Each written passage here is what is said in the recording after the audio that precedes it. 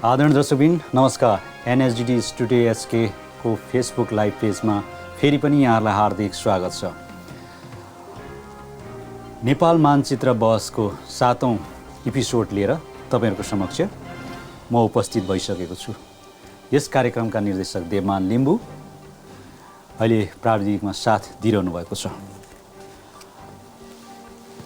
नेपालको नक्सा जारी सँगसँगै हामीले यो कार्यक्रम निरन्तर रूपमा चलाइरहेका छौं र यसको मतलब हामीले हङकङबाट पनि नेपालको नक्सा जुन नेपाल सरकारले सार्वजनिक गरिसकेपछि त्यो जुन विषयलाई चाहिँ हङकङबाट पनि एउटा साथ रहेको छ रहन्छ भन्ने तरिकाले हामीले निरन्तर रूपमा यो श्रृङ्खला चलाइराखेका छौं।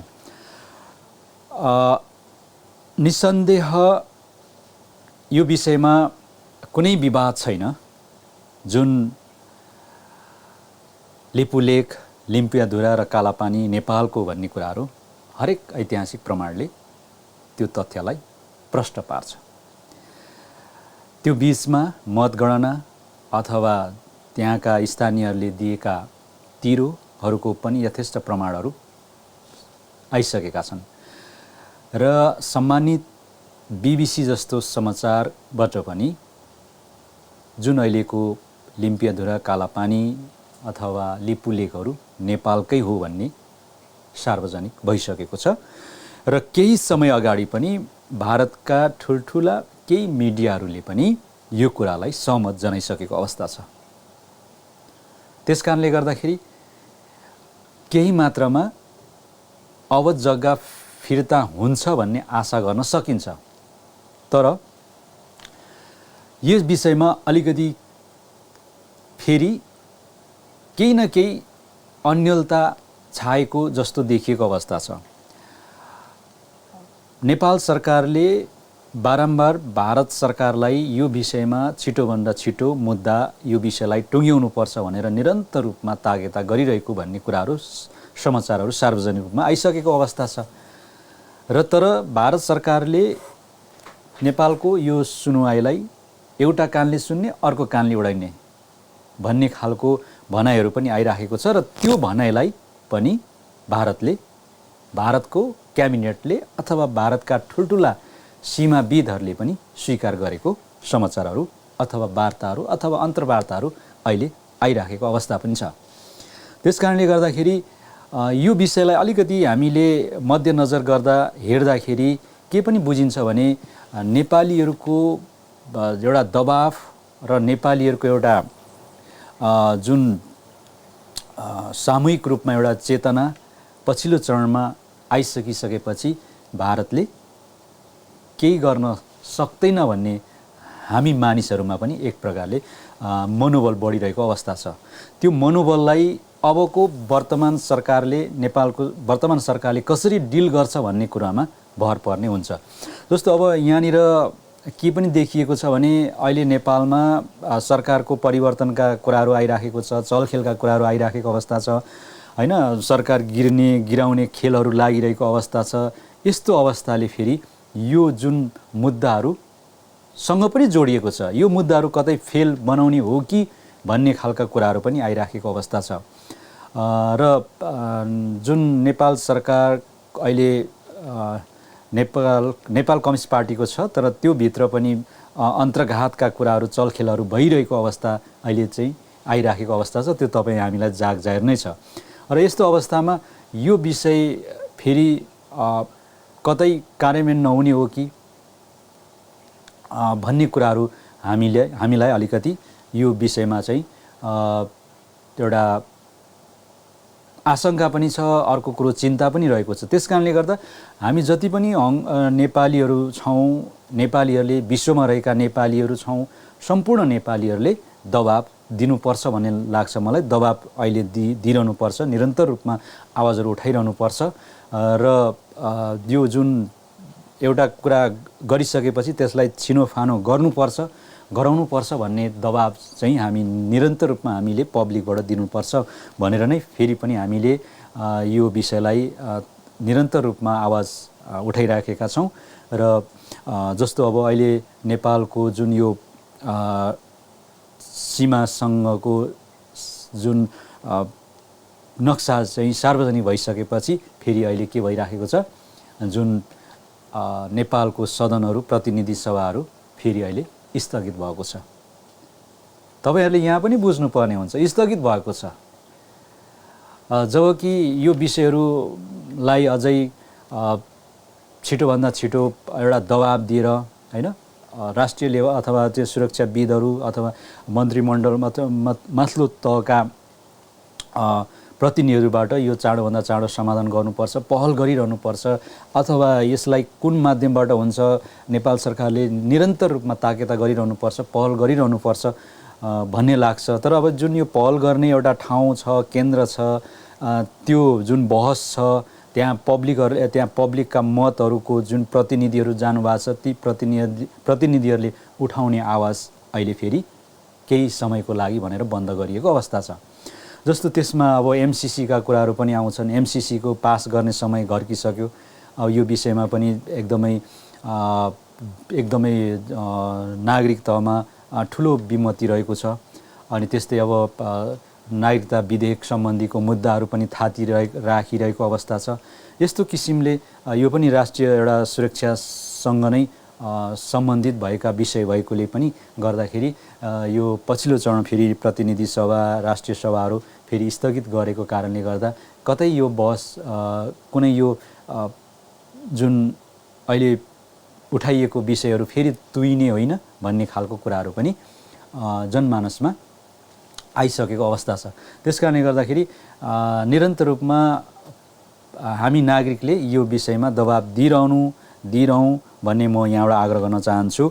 र त्यस्तै अब भारतको तर्फबाट जुन यो नेपालको समस्यालाई र नेपाल र भारतको जुन समस्या छ त्यो समस्यालाई समाधान गर्नको निम्ति पछिल्लो चरणमा केही कुराहरूमा चाहिँ अलिकति सकारात्मक देखिएको कुराहरू चाहिँ न्युजहरूमा आइसकेको अवस्था छ। जुन बेला योभन्दा अगाडि आक्रामक शैलीमा भारतीय मिडियाहरू प्रस्तुत हुन्थे होइन, तर त्यो अहिले कम भएको छ। किनभने वास्तवमा यथेष्ट प्रमाणहरू भारतले पुर्याउन सक्दैन। नसकेपछि त्यो यथेष्ट प्रमाण पुर्याउन नसकेपछि आवाज मात्रै लिएर अथवा प्रमाणविहीनका कुराहरू मात्रै राखेर त त्यो सम्भव नहुने भएका कारणले पनि अहिले तपाईहरूले हेर्नु सक्नुहुनेछ भारतीय मिडियाहरूमा केही मात्रामा मत्तर भएको छ र भारतीय मिडियाहरूलाई पनि यो विषयमा राम्रो जानकार छ। तर यो जानकारलाई अझै हामीले खबरदारी गरिरहनुपर्छ, किनभने यहाँ धेरै ठुलो चलखेल हुन सक्छ। त्यसकारणले यो चलखेललाई एकदमै नदिनको निम्ति, चलखेल गर्न नदिनको निम्ति चाहिँ अहिले हामी नागरिकहरूको हातमा छ र हामी नागरिकहरूले नै यो पहल गरिरहनुपर्छ भन्ने म यहाँहरूलाई सूचना अथवा त्यस्तो किसिमको एउटा जानकारी गराउन चाहन्छु।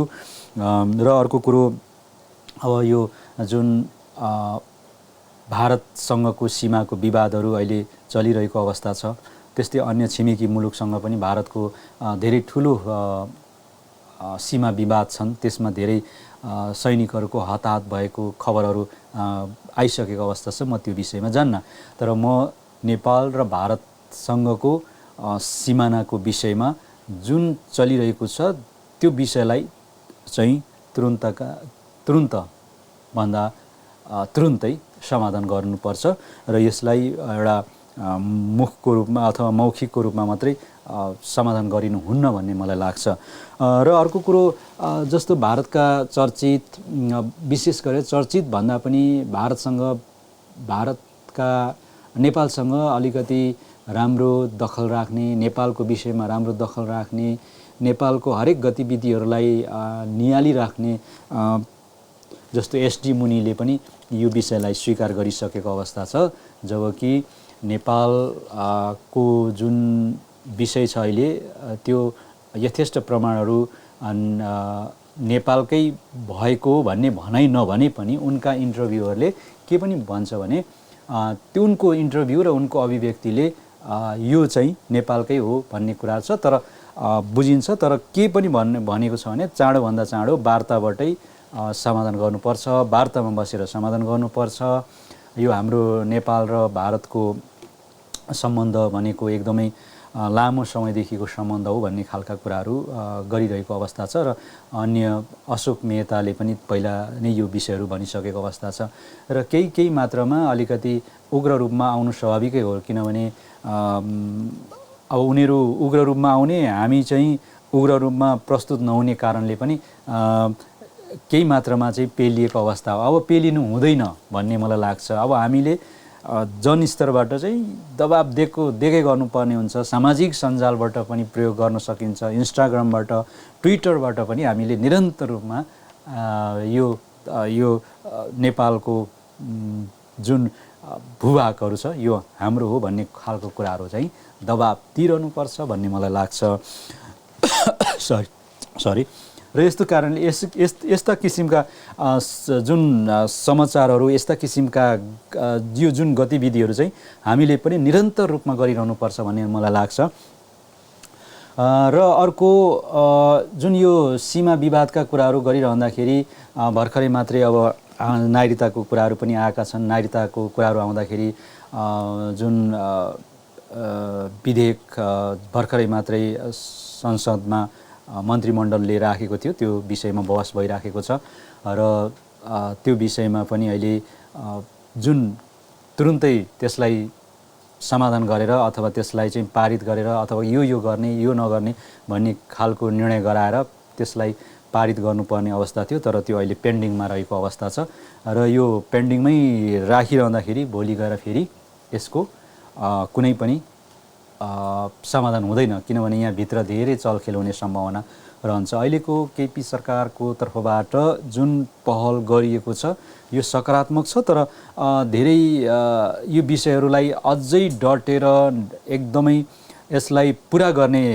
एउटा चाहना लिएर अगाडि बढे मलाई लाग्छ यो केपी सरकारको केही समय अगाडिका ती अलिकति जुन कमजोर पक्षहरू रहे अब यो कोरोनासँगकै कमजोर पक्ष रहे कि धेरै कुराहरूमा धेरै काण्डहरूमा अलिकति कमी भएको अथवा त्यसमा चाहिँ कम्प्लिट नभएको अथवा कमजोर रहेको कुराहरू यथेष्ट तपाईँ हामीलाई राम्ररी जानकारी छ।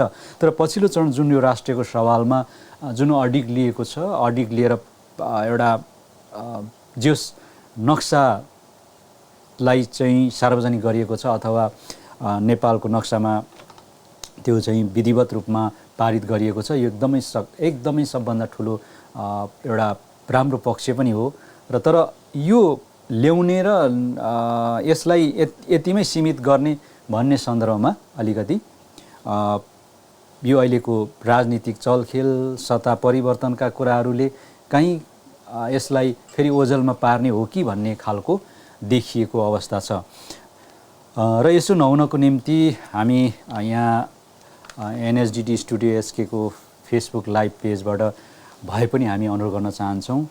विशेष गरेर हामीले हङकङको तर्फबाट यो आवाज उठाइराखेका छौँ। हुन त हङकङको तर्फबाट हामीले भनिरहेका छौँ समग्र नेपालीहरूको एउटा सोचाइ नै हो भन्ने मलाई लाग्छ तथापि यो समग्र साथीहरूको नै सोचाइ नै यहीँबाट हो भन्ने फेरि त्यस्तो तरिकाले नसम्झिनु होला तर हामीले हङकङको तर्फबाट अनलाइन मार्फत जुन तरिकाले यो कुराहरू चाहिँ सम्बन्धित निकायसम्म पुगोस् भन्ने तरिकाले यो समाचारहरू अथवा यो भनाइहरू राखिरहेको अवस्था चाहिँ हो।